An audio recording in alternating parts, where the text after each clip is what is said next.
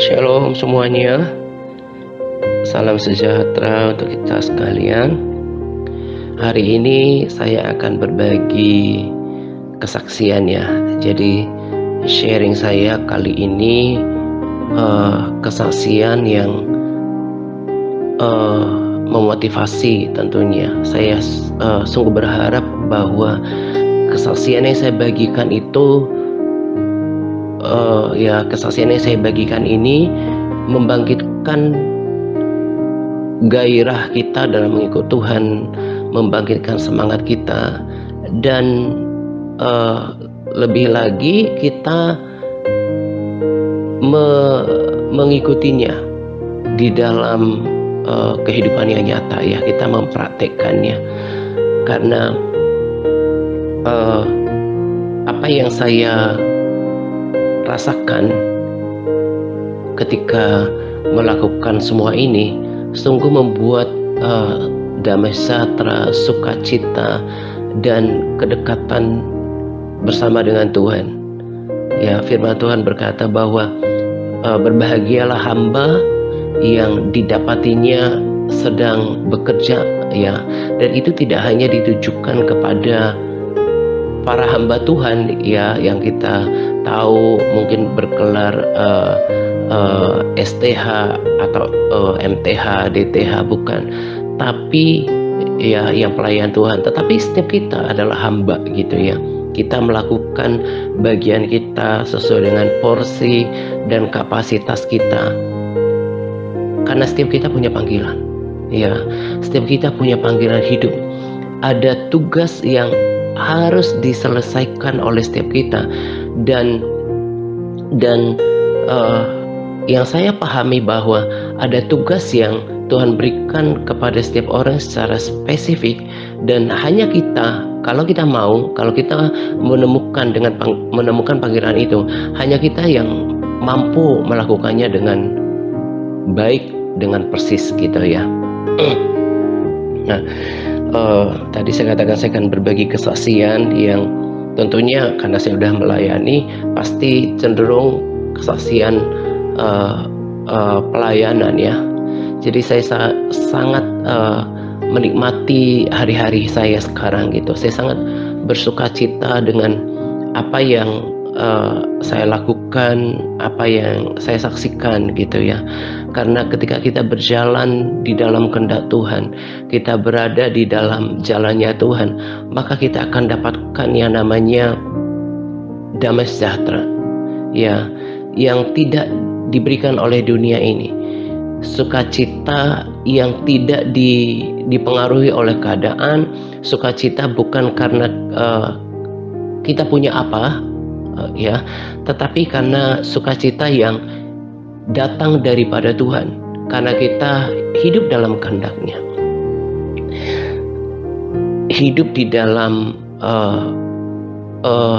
kedekatan dengan Tuhan, persekutuan dan hubungan yang baik dengan Tuhan. Kita berjalan dan hidup dalam perdamaian dengan Tuhan. Nah, ini yang saya percaya yang akan membuat kita yakin bahwa kita akan bersama Tuhan nanti di dalam kekekalan.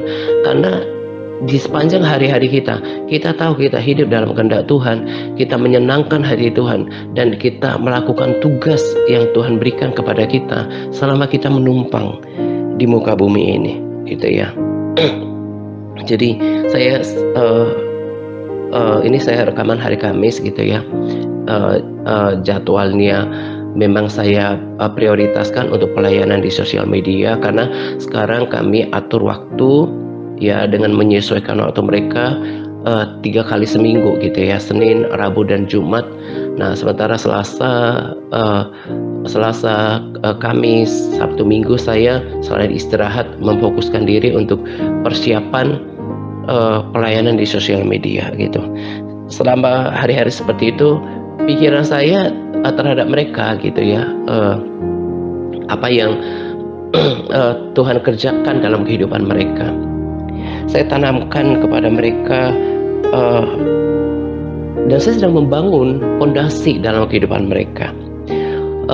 Mungkin bagi kebanyakan orang, dan saya bisa memahami itu gitu ya, pelayanan itu baru wow atau bergengsi ketika seseorang kemudian berdiri di atas mimbar, apalagi mimbarnya besar gitu ya, megah gitu. Kemarin saya sangat tertarik dengan ungkapan seorang hamba Tuhan dari gereja yang sama tapi hamba Tuhan yang berbeda. Dikatakan seperti ini, orang bisa mencuri kemuliaan Tuhan gitu ya. Orang bisa seorang oknum hamba Tuhan bisa mempesonakan ya orang-orang dengan kemuliaan yang Tuhan berikan atas dia di atas panggung, ya, dan itu berbahaya. Dan dia katakan bahwa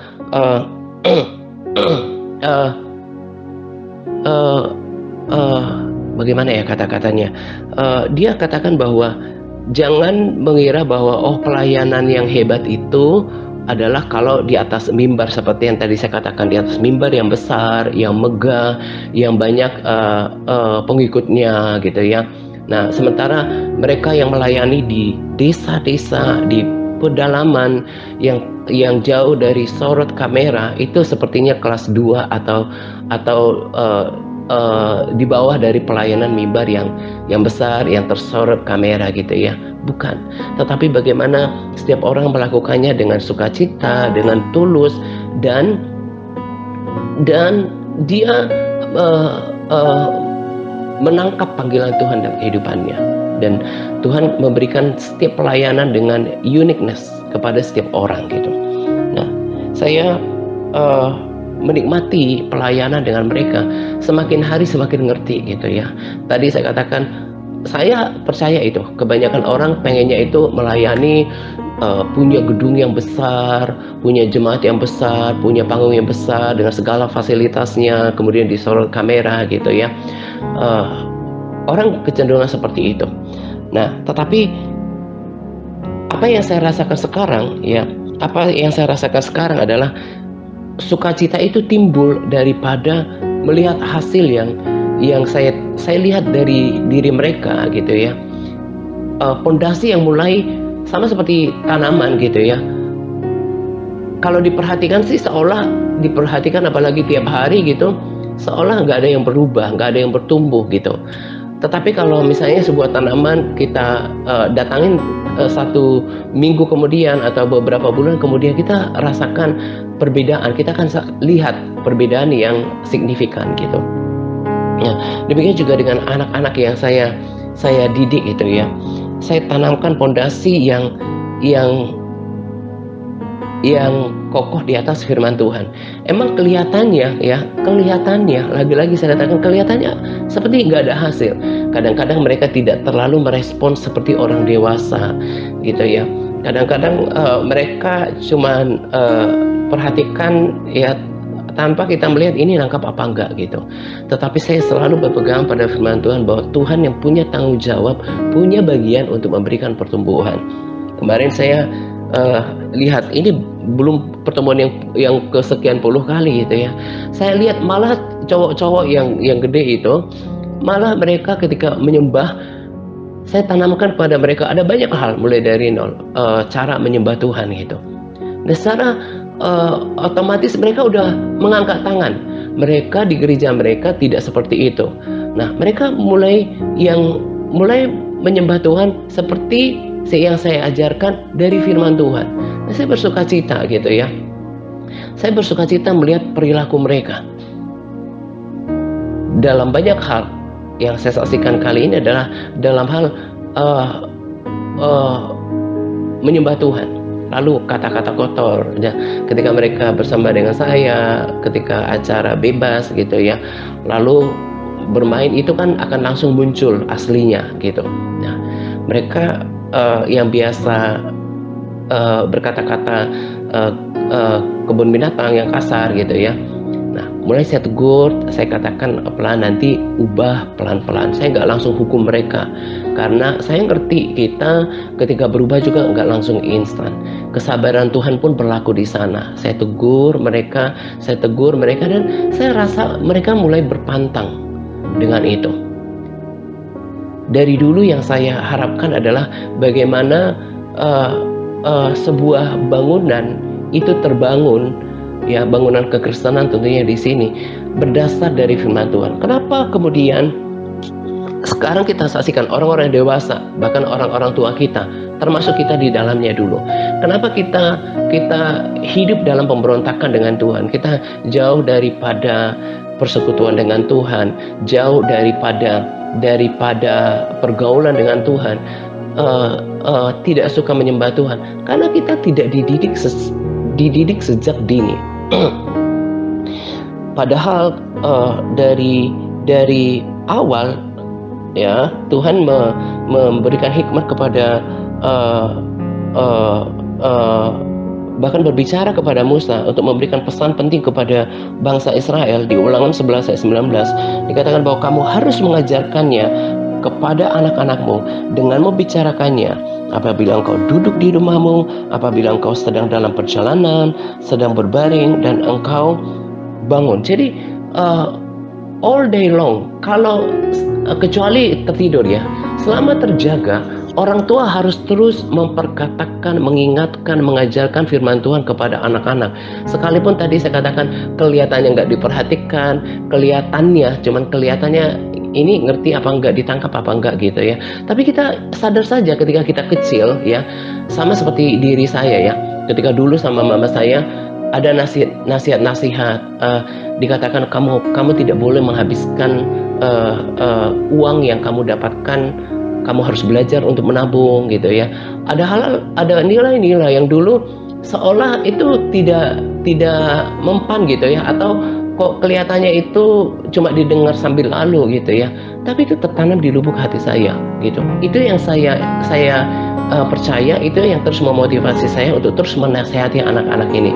Kalian para sahabat dan juga saudara atau siapapun yang dengarkan video ini gitu ya, lihat mereka ketika memuji menyembah. Ini namanya anak-anak dengan kelucuan mereka. Malah saya kalau putar ulang video itu, saya kemudian terhibur sendiri dengan tingkah pola mereka yang lugu gitu ya.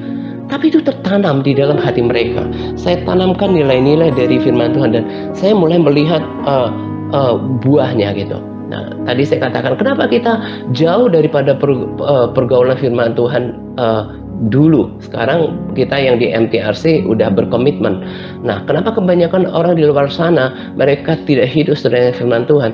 Karena ini gagal dipraktekkan oleh orang tua. Bagaimana orang tua mau menanamkan ini? Karena dia juga dari orang tuanya juga tidak dilakukan seperti itu gitu ya. Padahal yang benar adalah seperti ini, ditanam ketika dini. Amsal 22 ayat 6 berkata, didiklah orang muda menurut jalan yang patut baginya, maka pada masa tuanya pun ia tidak akan menyimpang daripada jalan itu. Saya sangat percaya setiap perkataan yang ditaruh oleh Tuhan di dalam hati nurani saya itu adalah Tuhan berbicara. Jadi memang firman Tuhan berkata bahwa karena sesaklah pintu dan sempitlah jalan yang menuju kepada kehidupan dan sedikit orang yang mendapatinya. Ya, ini berlaku mutlak. Tapi saya dapatkan bahwa kalau seseorang dididik dari awal, maka peluang untuk orang berada di jalan ini lebih besar, ya, karena dididik lebih awal, ditanam lebih awal gitu.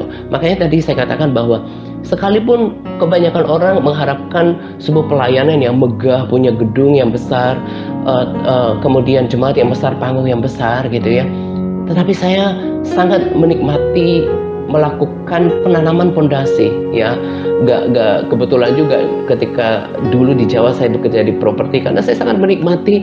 Jadi kalau ada tanah kosong bahkan rumah rusak, saya udah I'm so excited untuk melihat nanti ini rumah jadi kayak apa gitu ya. Nah, menanamkan pondasi itu bagian daripada hal yang saya nikmati ketika bangun rumah dulu. Nah, demikian juga anak-anak ini gitu ya. Saya sangat menikmati mereka ketika berubah karena mereka itu masih mudah untuk diarahkan.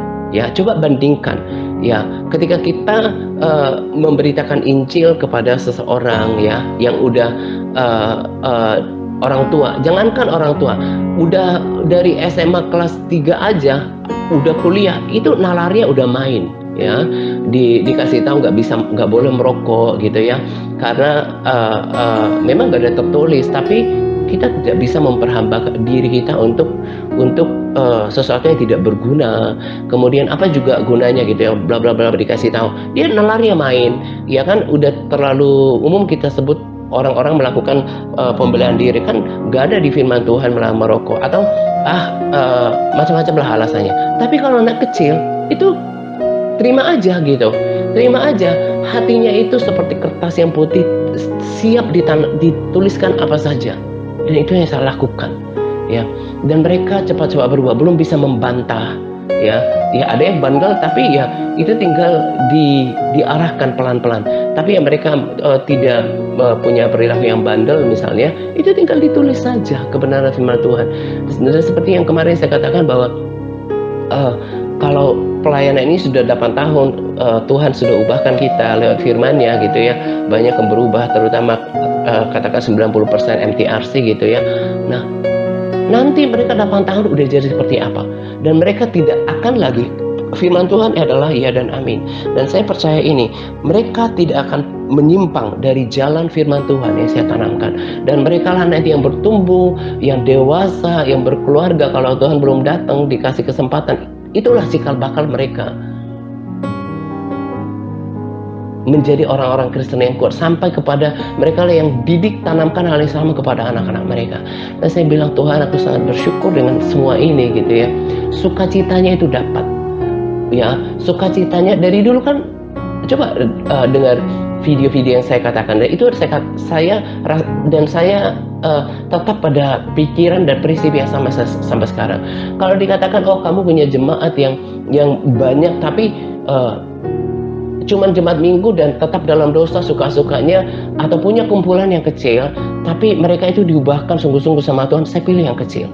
Walaupun selalu ada kemegahannya berada di panggung yang besar gitu ya, tapi sukacita itu tidak dari situ, menurut saya ya.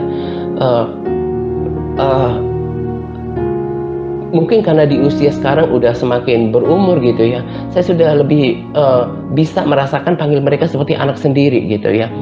Panggil mereka, dan mereka memiliki kedekatan batin dengan diri saya. Kalau kayak main gitu ya, mereka udah selesai acara gitu, biasa anak-anak udah main gitu, tiba-tiba tulang panggil ini, sama ya kayak anak-anak kebanyakan kita di rumah panggil Nek atau Papa, Ma, suka ngadu gitu ya. Nah, saya nikmati itu gitu ya. Saya mengajarkan mereka, saya berbagi hidup, saya memperhatikan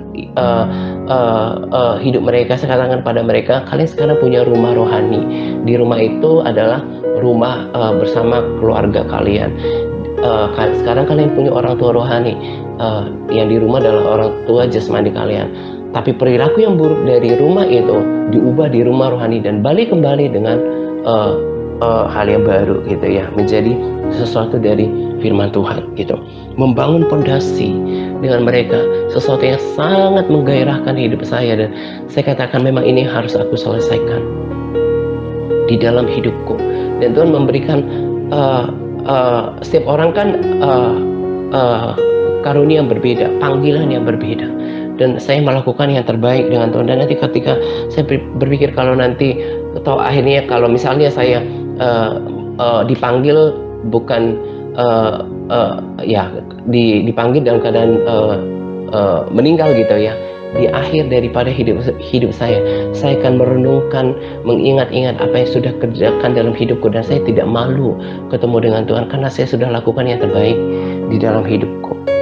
Membangun pondasi di dalam diri anak-anak itu adalah sesuatu yang saya sangat nikmati, dan mereka perlahan-lahan berubah. Tadi saya katakan udah mulai enggan yang namanya ngomong kotor, yang udah mulai mengadu kalau dengar yang lain berkata kasar gitu ya. Soal berubah itu nggak instan, tapi mereka sudah ditanamkan dulu pondasi. Bahkan menyembah tadi mereka sudah mulai lakukan seperti firman Tuhan itu. Itulah panggilan TRC.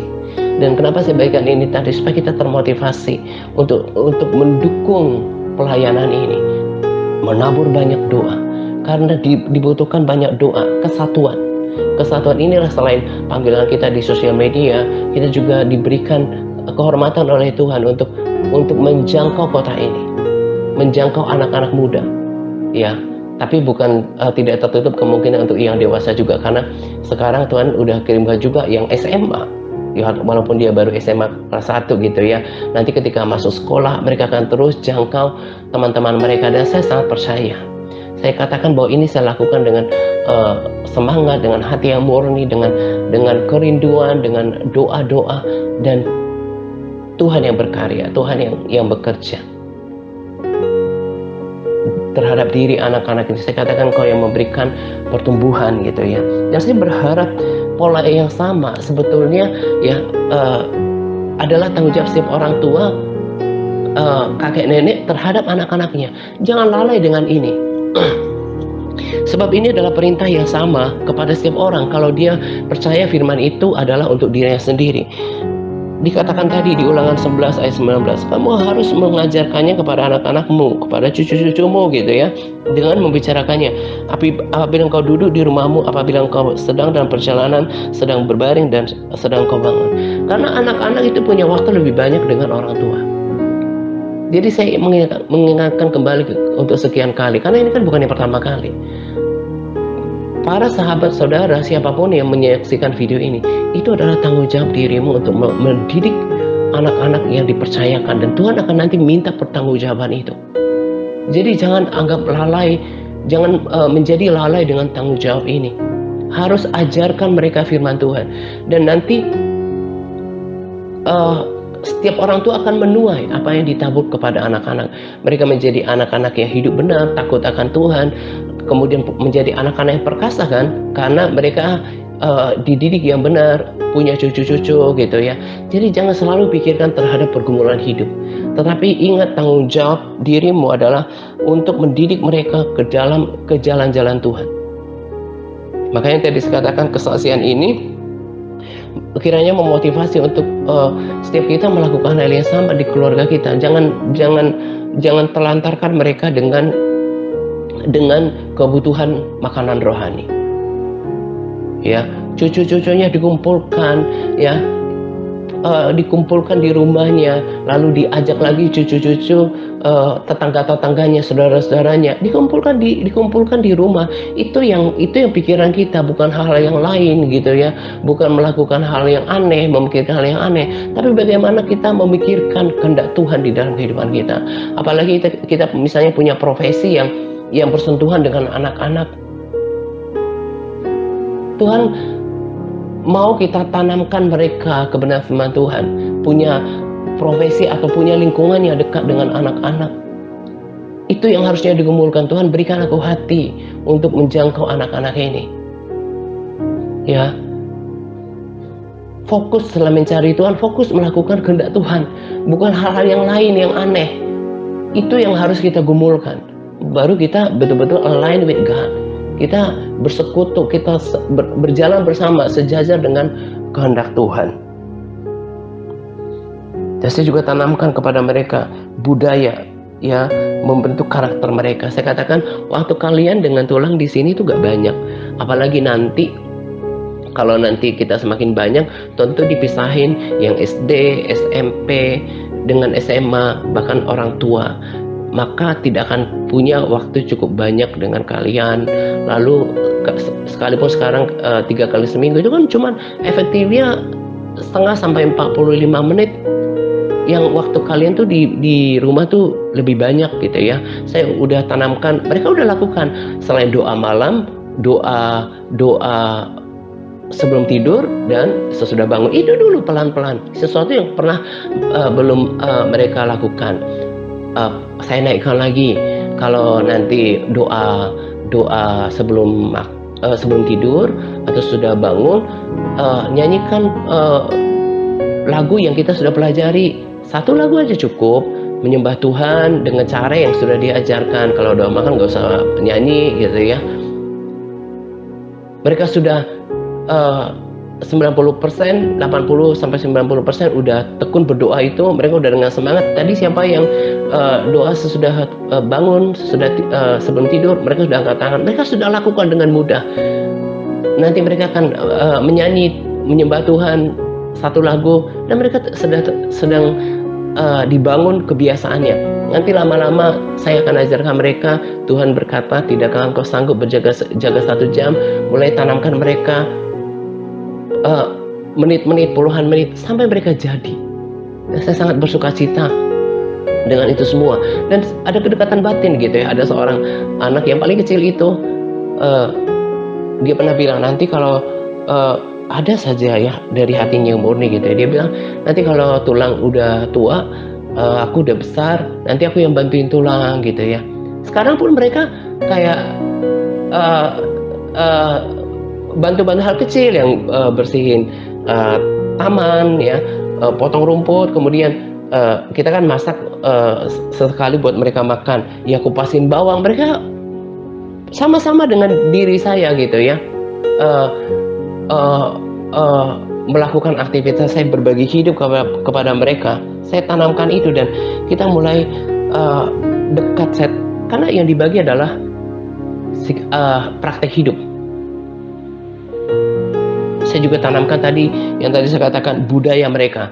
Ketika mereka datang ke kumpul, saya tanya, selain tadi budaya rohani ya, yang mereka harus berdoa, menyembah Tuhan pelan-pelan, mereka bisa tertanam di situ. Mereka nanti tidak akan menyimpang dari situ. Lalu ketika saya tanya, siapa yang belajar lagu ini dengan sungguh-sungguh di rumah? Nah, cenderung cowok-cowok itu nggak belajar, tapi yang anak-anak perempuan itu udah belajar gitu. Nah, saya katakan pada mereka, kayak ayat hafalan juga, kami udah ada grup WA gitu ya, walaupun mereka belum punya handphone pribadi, tapi orang tua mereka. Nah, bahkan saya dengan berbagi itu, orang tua juga kan pasti kemungkinan besarnya ikutin juga gitu ya. Nah, saya katakan hafalnya itu di rumah. Nah, jadi saya membentuk karakter, membentuk budaya kalian supaya di rumah itu nggak boleh kebanyakan main. Saya katakan mulai dari sekarang harus punya manajemen waktu. Ada waktu untuk tidur, ada waktu untuk bantu orang tua, baik pekerjaan di dalam rumah ataupun di luar rumah. Ada waktu untuk main, tapi ada waktu untuk belajar juga. Pelan-pelan nanti saya yakin berminggu-minggu, berbulan-bulan mereka akan diubahkan, dan mereka akan menjadi teladan bagi anak-anak yang akan datang. Saya katakan pada mereka yang sekarang bersama dengan tulang ada di grup mereka bertumbuh, hanya mereka yang melakukan. Ayat hafalan kami sekarang dari Lukas, saya kasih tahu bahwa yang berbahagia adalah mereka yang mendengarkan dan memelihara firman Tuhan, yaitu atau mengamalkan, melakukan, termasuk dalam tuntunan. Yang mereka diubahkan itu adalah mereka hanya yang melakukannya. Demikian juga orang-orang yang dilayani di sosial media kita ya, itu kan karena mau melakukan. Kalau nggak mau, ya nggak bakalan jadi gitu. Itu adalah sebuah fondasi baik kerohanian. Saya bilang cita-cita kalian itu selain utama doa, melibatkan Tuhan, kalian juga harus belajar. Nah, di sini kan saya lihat semangat mereka untuk belajar kurang. Ya maklum, karena mereka lihat panutan dari orang tua mereka yang jauh dari baca buku. Tapi dengan mereka lihat dari orang tua rohani mereka gitu ya, saya sangat percaya mereka akan berubah. Karena saya pun dari keluarga yang begitu. Saya jarang melihat, hampir gak pernah kedua orang tua saya baca buku. Tapi saya bisa membudayakan belajar karena ya kesadaran oleh waktu. Saya bersyukur untuk itu. Dan mereka pun kalau terus menerus diulang-ulang, itu akan tertanam sampai mereka bosan, sama kayak kita ya. Akhirnya bosan, tapi akhirnya tertanam dan mengubahkan kehidupan mereka. Jadi apa yang saya mau bagikan dalam kesaksian ini? Selain tadi saya katakan bahwa bersyukur kita diberikan kepercayaan untuk menjangkau anak-anak. Terus dukung dalam doa. Terus kalau kurang bergairah untuk mendoakan ini ya, minta kepada Tuhan supaya punya gairah untuk mendoakan pelayanan ini. Bahkan lebih daripada itu, punya gairah yang sama. Bagaimana lewat hidupku, di lingkunganku, lewat profesiku, dengan orang-orang yang bersentuhan dengan diriku gitu ya, saya bisa melakukan hal yang sama, bukan yang aneh-aneh yang kita pikirkan ya. Itu yang kalau kita bersekutu sama Tuhan, kita ngerti apa yang menjadi kehendak Tuhan. Lalu tanamkan fondasi yang sama, sebab kita adalah orang-orang yang dipanggil untuk memuridkan sesuai dengan porsi, kapasitas, kondisi kita masing-masing. Paling tidak memuridkan anak-anak, cucu-cucu yang Tuhan berikan kepada kita, atau orang-orang yang sekitar kita, saudara kita yang kita bisa jangkau. Tanamkan mereka, akan berpeluang lebih besar ya untuk mereka itu diselamatkan daripada kita menjangkau orang-orang tua. Ini prinsip saya, ini bukan kebenaran mutlak.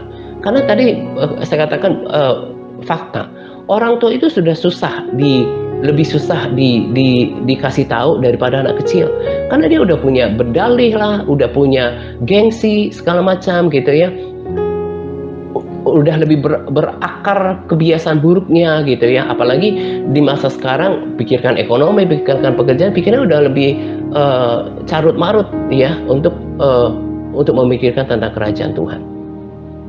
Tanamkan itu di dalam diri anak-anak, cucu-cucunya, ajar mereka, didik mereka. Kalau mau nanti melihat buah daripada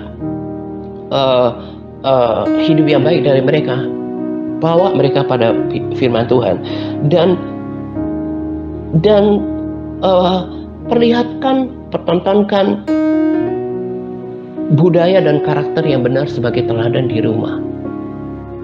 Anak-anak itu adalah peniru yang ulung. Mereka akan contoh kehidupan orang tuanya yang berdoa.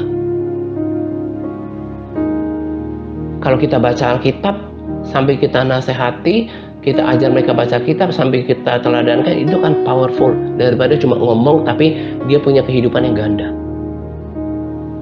Akhirnya kesaksian pelayanan di sini, apa yang Tuhan kerjakan di sini menjadi motivasi kita. Saya bukan pamer, lagian saya juga bukan pertama kali ini pelayanan gitu ya. Saya hanya membagi sukacita dan motivasi, kiranya gairah itu ada di dalam hidup kita juga, karena itu yang membuat kita tetap selalu berpadanan dengan Tuhan. Berbahagia kita yang didapat itu sedang bekerja, bukan yang menjadi putus asa, bukan yang menjadi lemah, menjadi suam-suam, tidak bergairah di dalam Tuhan. Orang-orang kayak gini itu berbahaya.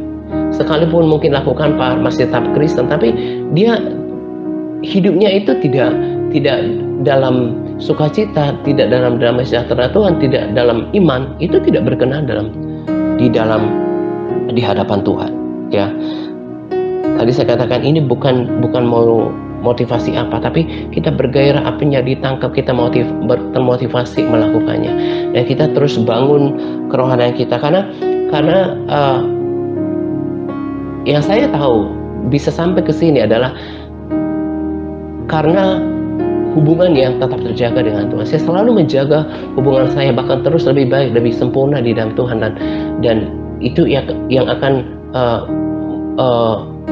membuat kita ngerti kehendak Tuhan dan juga mendapatkan kepercayaan daripada Tuhan. Apalagi orang mau pelayanan itu nggak akan bisa, nggak akan ada dampaknya kalau persekutuannya dengan Tuhan itu tidak sehat ya. Tetapi hubungannya baik dengan Tuhan, selalu terjaga persekutuan dengan Tuhan, itu yang membuat kita bergerak seturut dengan firman Tuhan. Nggak pikirkan yang aneh-aneh, nggak melakukan hal-hal di luar firman Tuhan. Tetap ada dalam firman Tuhan, ada dalam kehendak Tuhan ya. Tetap dukung, kita akan terus doakan pelayanan ini untuk kemuliaan Tuhan. Pelayanan ini adalah pelayanan MTRC juga. Kita yang menabur doa itu akan diupahi oleh Tuhan gitu ya.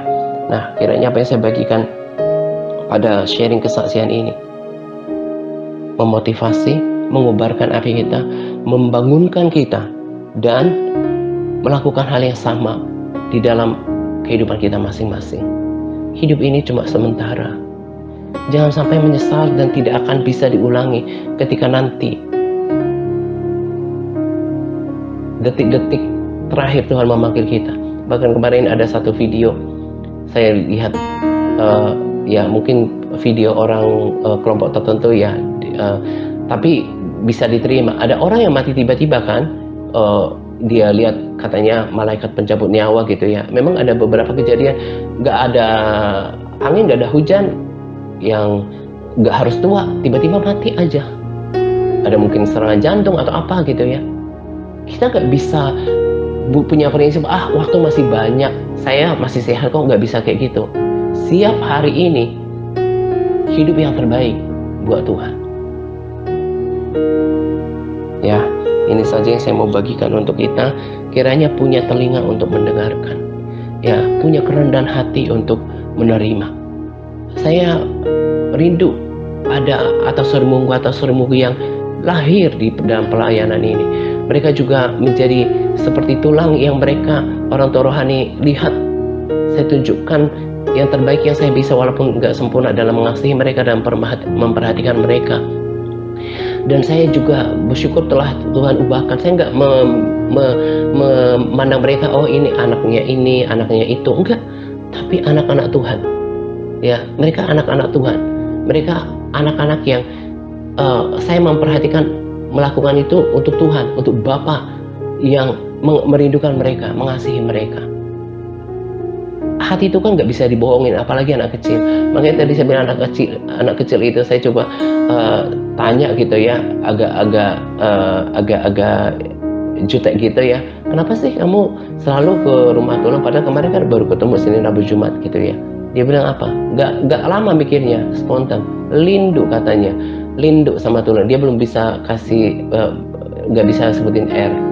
Katanya rindu, karena dia pengen ngomong. Ada juga anak lain di tempat lain, dia kalau ketemu sama saya pengen cerita. Karena apa? Anak-anak itu bisa feel hatinya kita. Dan yang saya senangkan adalah Bapa di surga. Ya, kita terus berdiri untuk visi ini, karena visi ini adalah kita yang di MTRC. Gak kebetulan kita dipertemukan di sini, berarti pengajaran bahkan termasuk panggilan ini kalau udah melebur dengan visi dengan saya pasti adalah dikatakan pada dirinya, ini adalah tanggung jawab saya juga, ini adalah doa-doa saya ya. Pondasi tuntunan TRC adalah milik saya sendiri. Tapi kalau seperti orang yang berkepribadian ganda gitu loh ya, gitu ya, kakinya di sini satu, kakinya di sana satu, prinsipnya di sini iya, di sana juga iya. Ini kayak orang bunglon, kayak orang abu-abu, nggak akan bisa maksimal. Ya, itu juga saya harus nasihatkan kepada kita supaya kita sadar, ya, karena kita udah dewasa, gitu ya. Tetap bersemangat, Par. Tuhan Yesus memberkati kita senantiasa. Amin.